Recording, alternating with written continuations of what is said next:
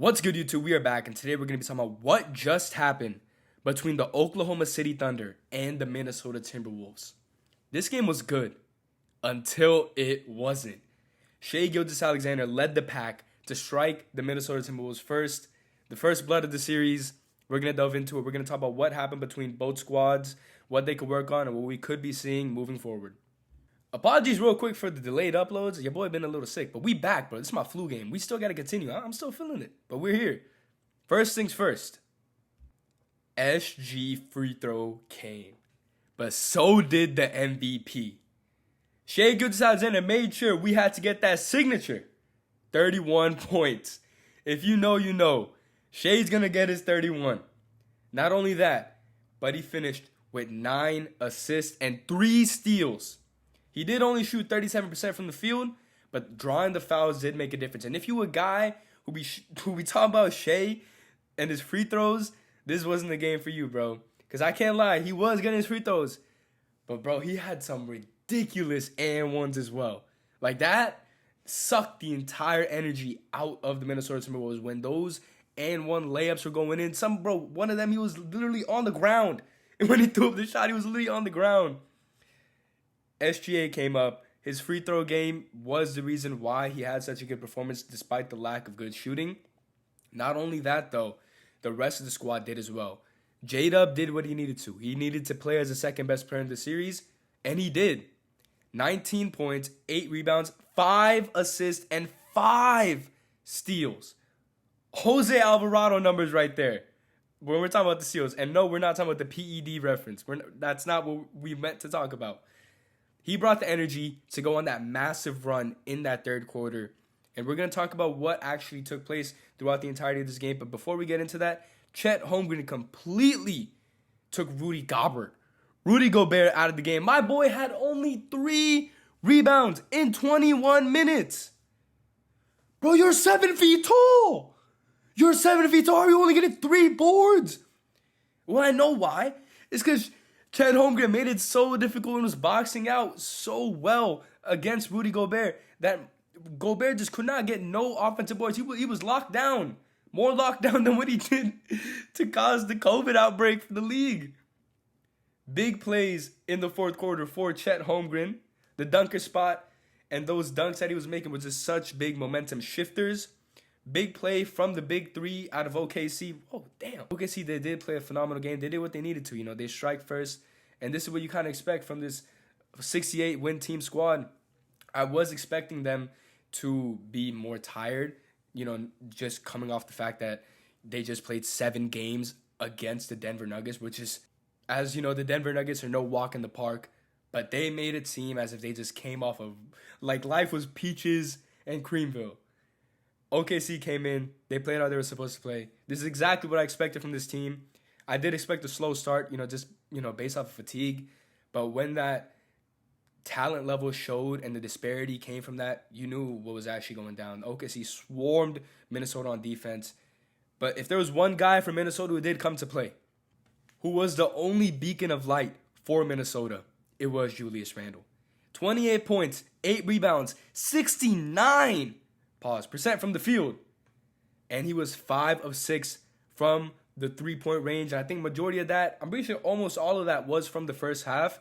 And then in the second half, this guy was just straight dribble penetration, posting up, classic Julius Randle ball. You know how he plays his game. Posting you up, just physical. Like, it doesn't make sense. Like, he looks so bad playing, but the shots will go in. He's like literally like a bulldozer. Y'all know how Julius Randle plays. He did that. He did that once again. And he was the only guy on the Minnesota Timberwolves who was able to really come out and show up. Anthony Edwards had a stinker. But I give him some leeway for that because he did have a really bad fall on his ankle. And his ankle has been shooken up twice this playoffs already. Right? Nobody's talking about that. Nobody's talking about that. But he has already had some ankle injuries, some issues going on with it in this playoffs. And he finished up with only 18 points, 9 rebounds, 3 assists. And it was off terrible efficiency. Let me just check real quick. 38% from the field. And, man, it was just bad. He had 4 turnovers as well. And Julius Randle himself had 5 turnovers. And that was a big problem for the Minnesota Timberwolves. They just couldn't keep the ball secure. Not only were they not hitting their shots when it came from the field, but on top of that, they couldn't get to the line. In the first quarter, they literally, I don't even think they went to the free throw line. I think they went on one trip. Meanwhile, OKC had already gone on like 7 trips to the line. And y'all can say that's just Shai. But, you know, they just could not play their brand of basketball, the Minnesota Timberwolves.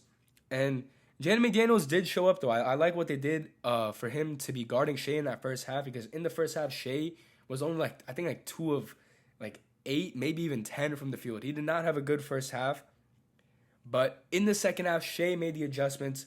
Instead of just getting and trying to kind of foul bait as he was kind of doing in the first half, in the second half, what he did instead was he just went for the shots. And he was getting his fouls regardless. He was still getting the calls he needed, and he got the opportunity to get the ball up. And then he also went ahead and tried to implement more of a mid-range game in the second half, and I think that was a great adjustment because Minnesota just could not handle that type of offense when it came from Shai Gilgeous Alexander. They expected him to drive more. He didn't as much in the second half, and when he did, he was able to get the call.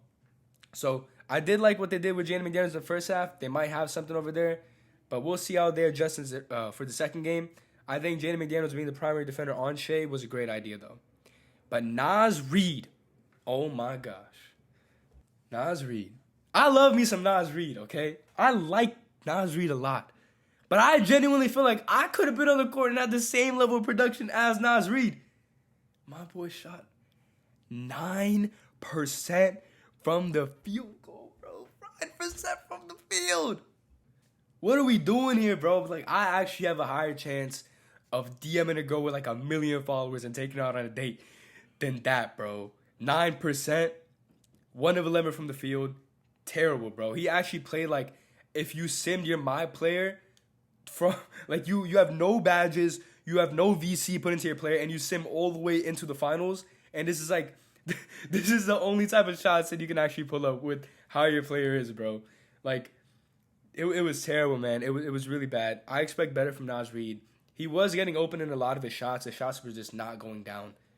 Minnesota needs, and I say like it's an absolute necessity for them to have the others step up, like Nickeil Alexander-Walker, like Mike Conley, and like Naz Reid, and even Rudy Gobert, bro, get more than 3 boards. OKC defensive masterclass. And, you know, when the game started off, you know, you didn't really think it was going to be like that. You know, at the midway point of the third quarter, the score was still 60-60. And then Shai and company went out and then just dealt with this game as professionally as they possibly could. OKC goes on this massive run midway through the third quarter where it's a 17-2 run, and then they just never look back. The lead gets down to about 9 at some point, I think towards the beginning of the fourth quarter, maybe about midway through, and then next thing you know, OKC goes on a 23-7 run to seal the deal.